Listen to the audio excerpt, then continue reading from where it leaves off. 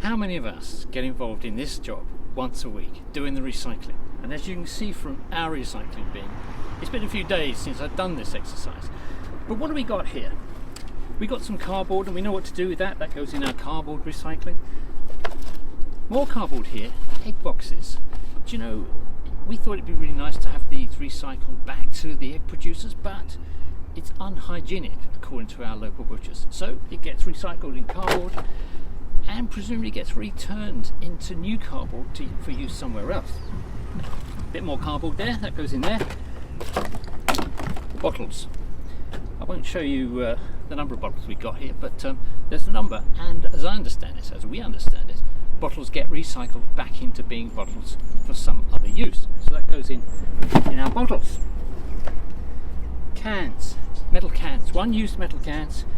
Nothing can be done with those other than recycle them back into more cans, presumably. Paper. This is something we're told gets recycled back into paper and other paper-related products, so that's a good thing.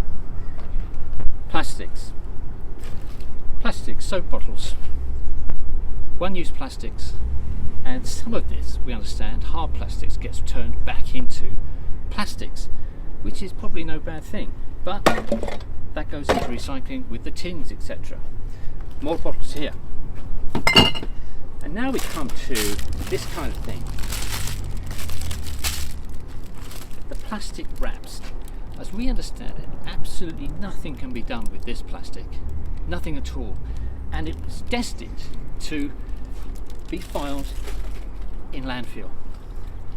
The problem with all this is that it's not a nice exercise for residents, and it's not a nice exercise for the people that do the waste recycling. But at this day and age, in the late, 2024 shall we say, we have this kind of methodology going on that handles our domestic waste, and it doesn't seem right to me, and it doesn't seem right to so many others. Now, in a few weeks' time, we're going to be starting work with a new nationwide initiative called the Listening Bus, and that's all about gaining people's thoughts, their opinions, and even their ideas about how we do all manner of things in this country, including how we do waste and waste management.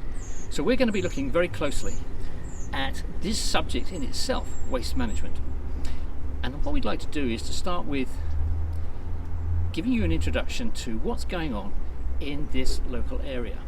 Now, a few weeks ago, we attended a presentation by a waste management business based in North Wiltshire, which was attended by our latest and newest MP for Parliament. Her name is Ros Savage.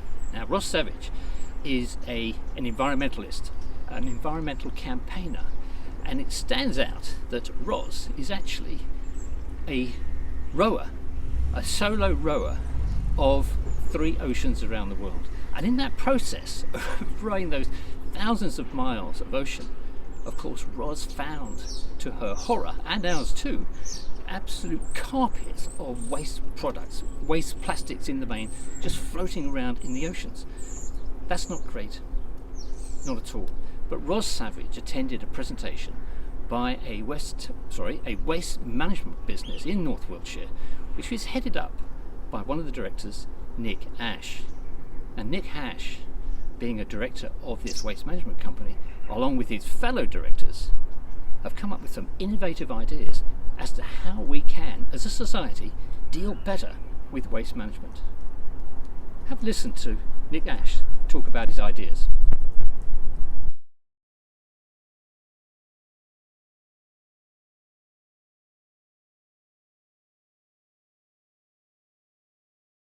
I've spent most of my career bidding, mobilising and implementing large civil engineering contracts. So I did have a good reputation, well, a strange reputation in the industry at one time when I was in the core industry of being very innovative, but very commercially and operationally aggressive. Yeah. So I find ways of doing things. So I'm probably the least likely sustainable campaigner here. I worked on the M25 DBFO and on Great Western electrification, all of that sort of thing. You'd work really hard, you'd imagine the solutions, you'd price them, you'd work out the weaknesses of your competitors. I think it's the next industrial revolution. And we did the last one, so we'll do this one. We're good at that sort of thing. Any more?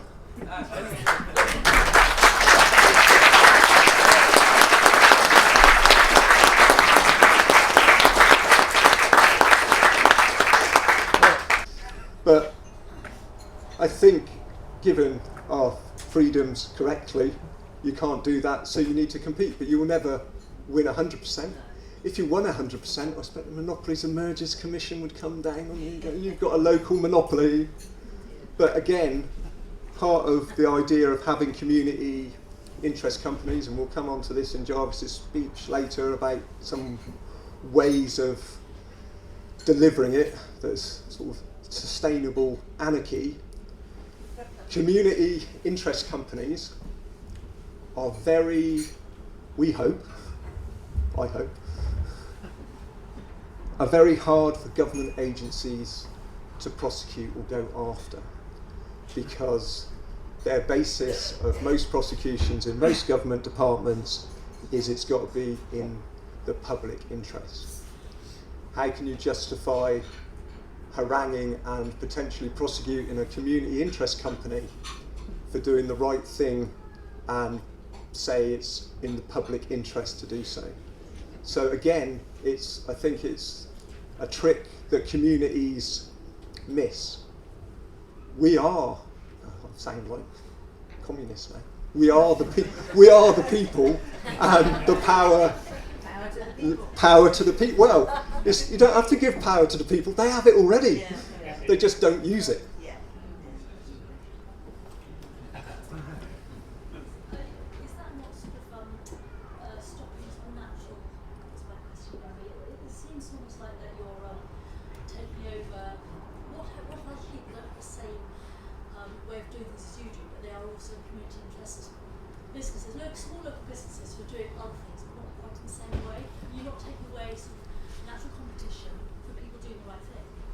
Well, we'll get on to it this afternoon, but it's a good question. So what we see, so we set up a series of community interest companies to deliver specific things. We would love other companies within the circle to be doing the rest. We're not going to do everything. We're not, Other companies and other groups need to deliver the other things. This is why the circle's idea is a sort of thought experiment that anybody can do. We'll draw a circle, everyone within that can contribute. If they want to do XX and XX, I mean, I'm not sort of getting into what we're going to do with the greenhouses, but in terms of dairy, livestock, meat, whatever, that needs to be done by other people. Maybe they can use our platform to sell it, but we're not going to do that because we don't have the land to do it. So it's got to be, I think, if you can get the whole of the community and the businesses within it thinking of how you deliver within the circle, then your abilities to deliver more and more stuff is within the circle. And we see it as, like I've touched on before, regional circles and then national circles. So regional circles would serve the smaller circles with more advanced goods, and there would be the whole idea of the sustain of this conference today is we're passionate to do it with Sustain Wiltshire. Well, I'm 55. How old am I? 50, anyway, 55. Let's call it 55. My son would say I'm 60 because that's rounding it up. We don't want to do it everywhere in the country. We want other people to do it. And I think the solutions that you come up with will be different everywhere in the country you go. There is different resources, there is different needs in every community in the country. So part of the purpose of this sort of conference was almost to start spreading the idea nationally for other people to take up. there is no desire for Sustain to end up as a global thing. It will, if it works, and I hope it does, it will just be hundreds of Sustain circles delivered by local people and local businesses. Go on then, Ros. Oh, and by the way, Ros, I nearly asked you a question. You are in your constituency now? The border is that road? Thank you for the correction. What is there, other than not prosecuting you, that policymakers can do to support what you're doing with the Sustain Circle here and to maybe help promote the concept elsewhere in the country?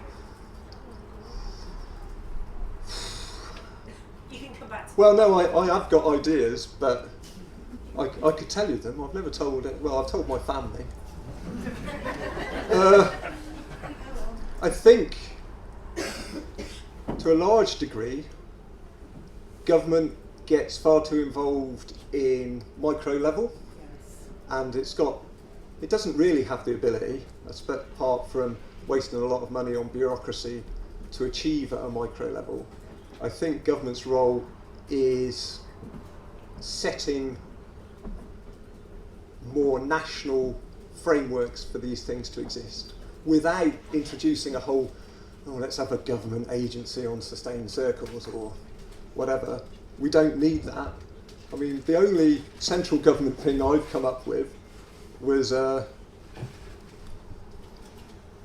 what about VAT being dependent on the amount of locally produced content?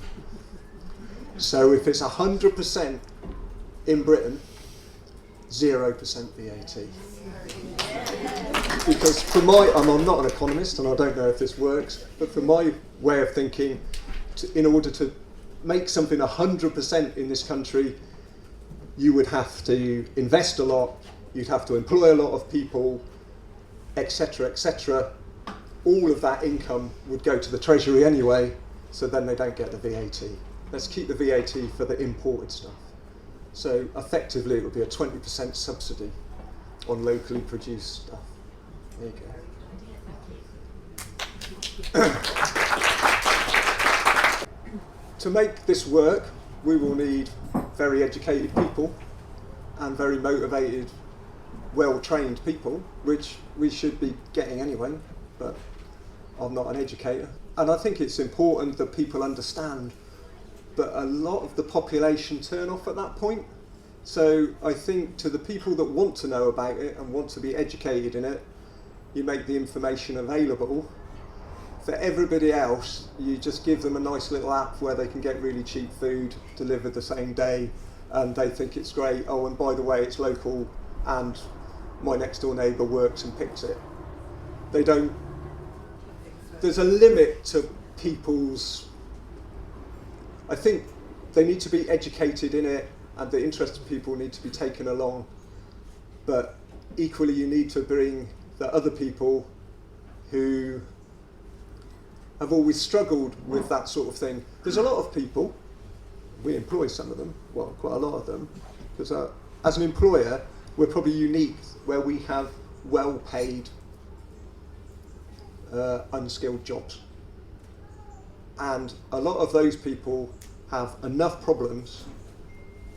They would probably like to be educated about this sort of thing, but haven't got the headspace all the time to educate themselves or be educated about it. So then the rest of us look, we just provide the service. They recognise the service is better and cheaper, so they don't really need to be educated about it.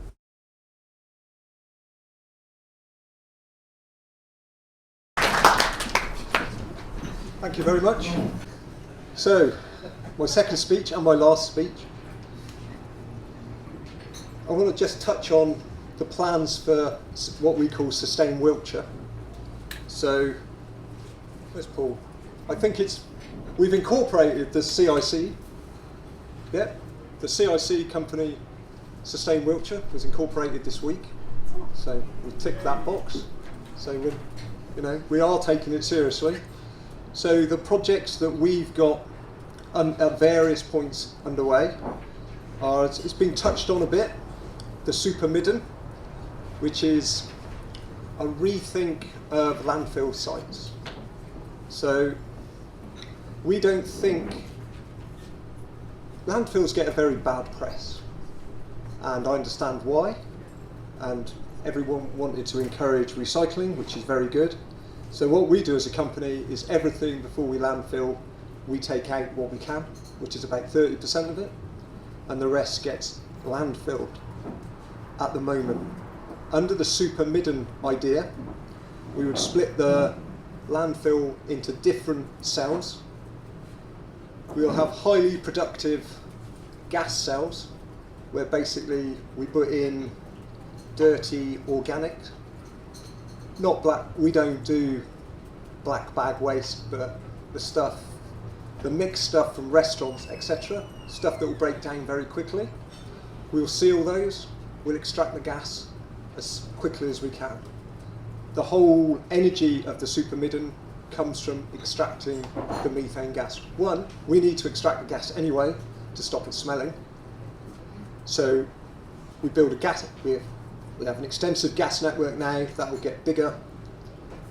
We extract the gas. We used to flare the gas to stop it smelling because it burns off the hydrogen sulfide.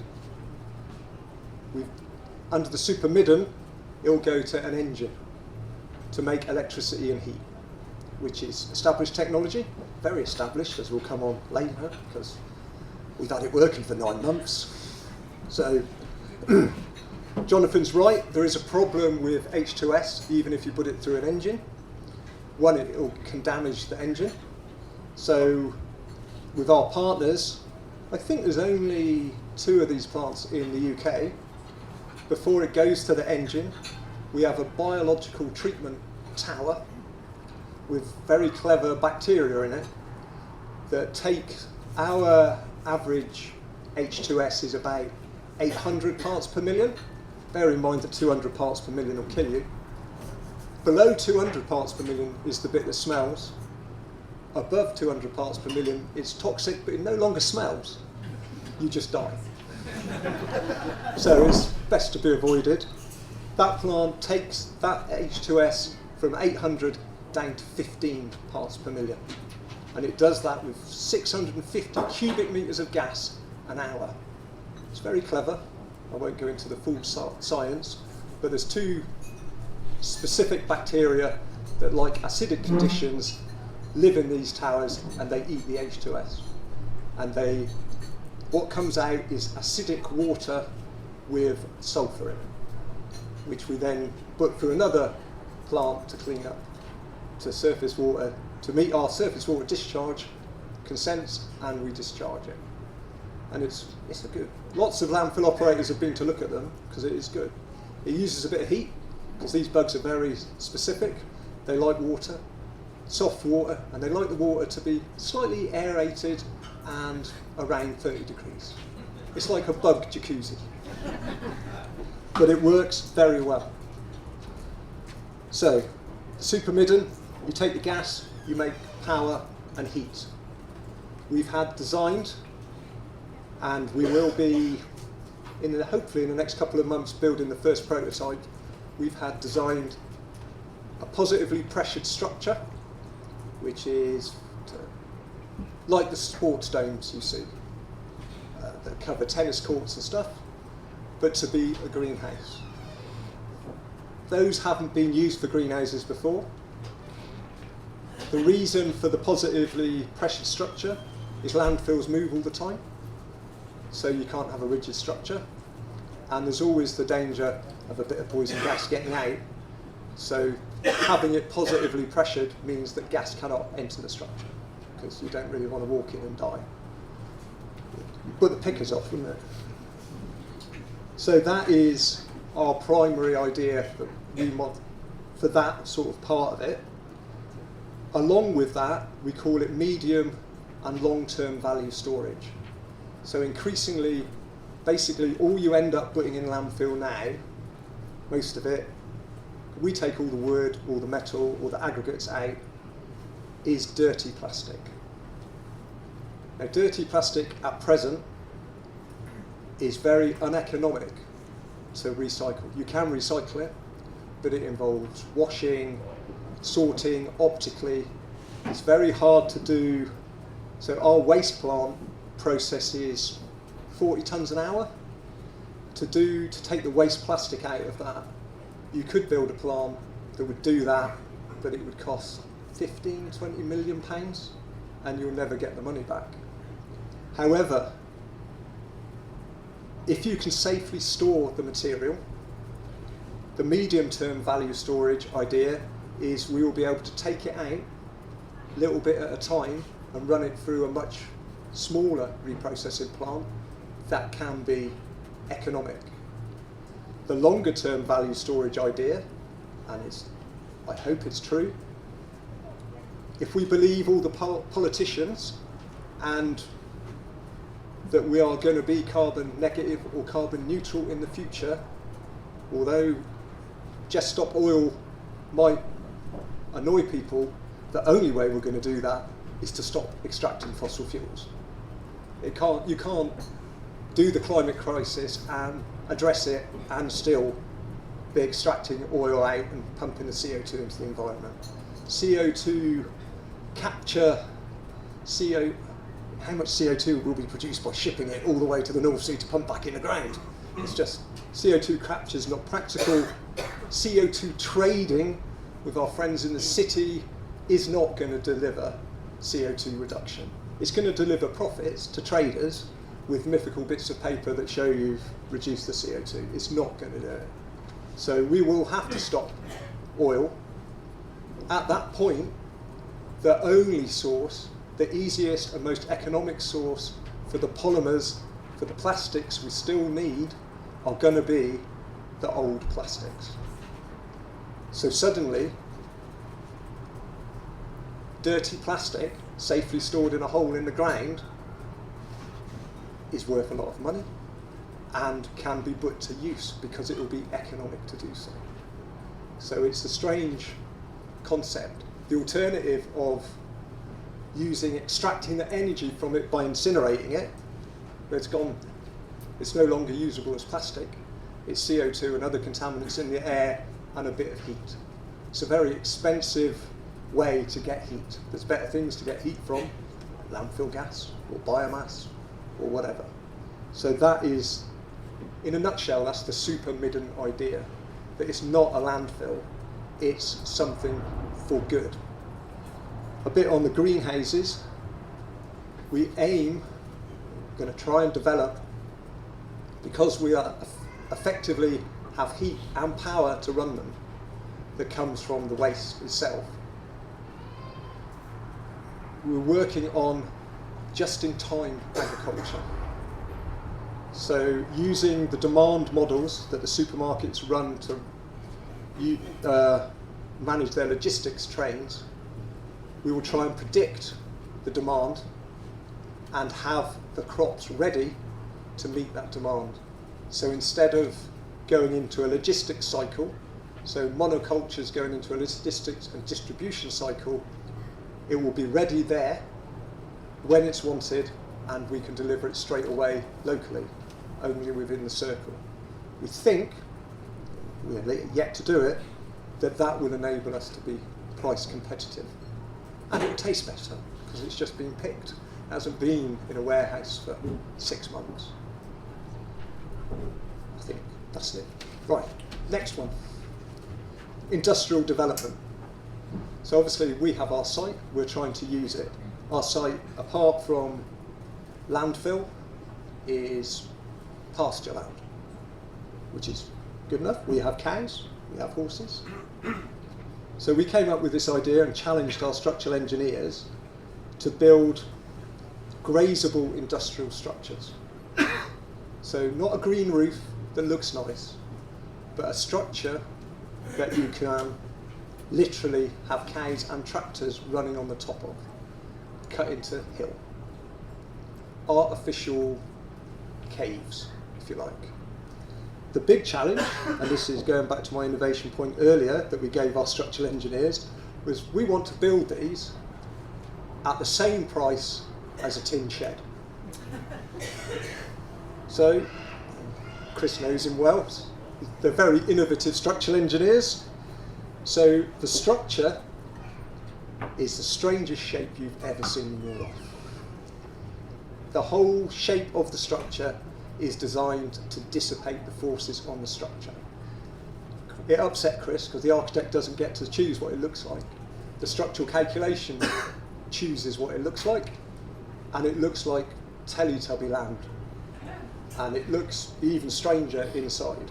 It moves in all 3 dimensions all the time. We have built a prototype, a small prototype, which was a good learning experience. Because they're 3-dimensional, you can't draw them on a piece of paper and give them to a builder and say, that's it. You have to, so I'll just go into how we build these things. You form the shape of it in clay,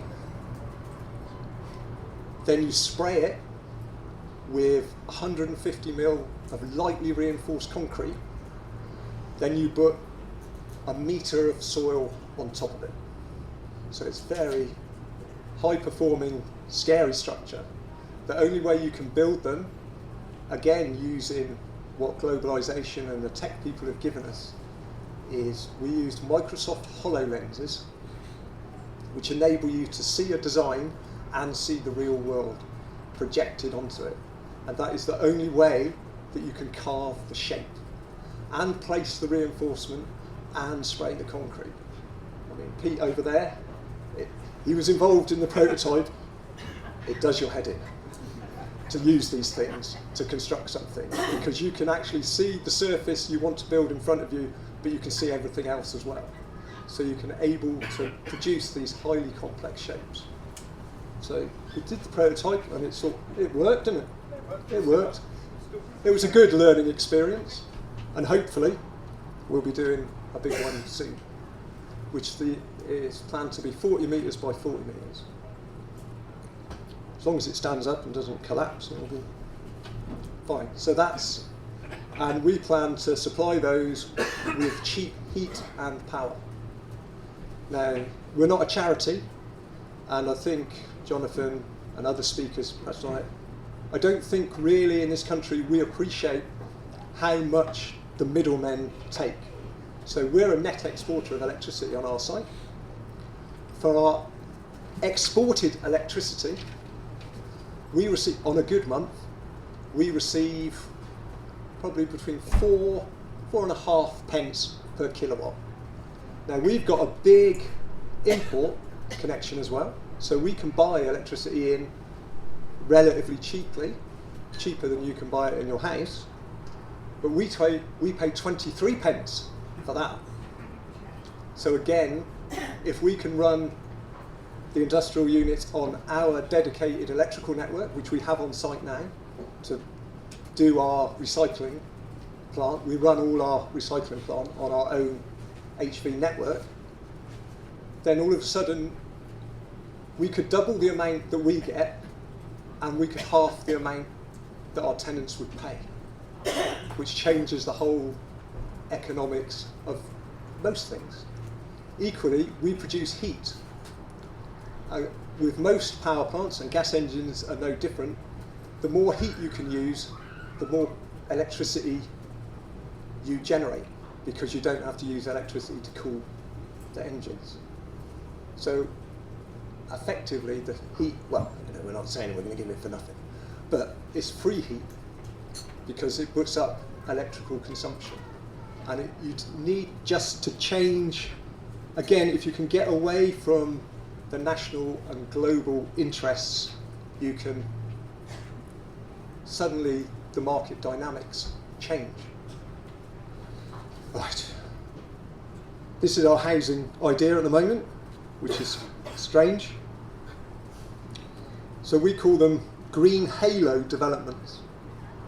We foresee, if you took a town like Wootton Bassett, which is nicely on an escarpment on a hill, you would plant a new forest all the way around the town. In that forest, you would put low density housing. very environmental, very insulated housing. The connection to the road network would only be in one place. So you can't drive to your house. We've got to break the connection with the car. So you park your car in one place. You then either walk to your house, cycle to your house, or take an autonomous electric vehicle to your house. At the same time, we would build cycle routes and autonomous vehicle routes back into the existing town centre, so that the town centre is not affected. We believe we can do this because you can't really object on a planning point of view to a new forest. We would join with the landowner. Instead of purchasing it and breaking the cycle of this speculation, we would lease the land on 100, 200-year lease. The landowner would get the income from the forestry and the mysterious income you get now for carbon credits from forestry, which isn't bad for landowners. The houses would be rented. The heat and power for those houses would come from the private network, either generated with forestry waste or from the landfill or from solar, etc., etc. But that would belong to the same company. Tenancies would be lifetime tenancies that you can pass on. You're, like Jonathan said, super insulated, so they're not using as much power and heat anyway. Bit like centre parks, but around an entire town. That's what we've thought of so far with our little bits. So, like I say, we're on with the Super Midden. The first greenhouse will be constructed shortly. We're in negotiations with 2 contractors to build it. The first grazable structure will hopefully. We're in negotiations with CCM. We want to lease it. So hopefully we'll be. The Green Halo development, we're a bit behind that at the moment. We think that we'll probably do a small scale trial to see how it goes down with the local community, etc. We've got a couple of landowners that we're friendly with that will talk about it with us and are willing to, well, they're quite enlightened anyway, so they're. So we have now, hot news, received the draft permit, which is good.